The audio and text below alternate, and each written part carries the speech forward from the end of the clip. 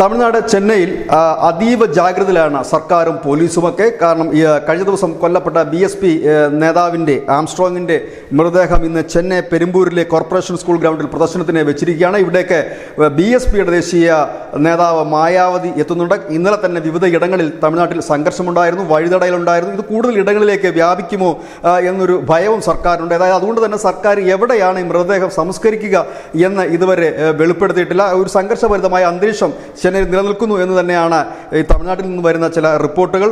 ദേശീയ തലത്തിലടക്കം വിവിധ രാഷ്ട്രീയ പാർട്ടികൾ ഇതിനെ അപലപിച്ച് രംഗത്ത് എത്തുകയും ചെയ്തിരിക്കുന്നു. ഏതായാലും 15ഓളം പ്രതികൾ പിടിയിലായിരിക്കും. പോലീസ് പറയുന്നത് ഈ പ്രതികളെല്ലാം യഥാർത്ഥ പ്രതികളാണ് എന്ന് തന്നെയാണ്. ഏതായാലും കൂടുതൽ വിവരങ്ങൾ ലഭ്യമാകുന്ന മുറയ്ക്ക് പ്രേക്ഷകരുമായി പങ്കുവെക്കുന്നതായിരിക്കും. News desk news India Malayalam.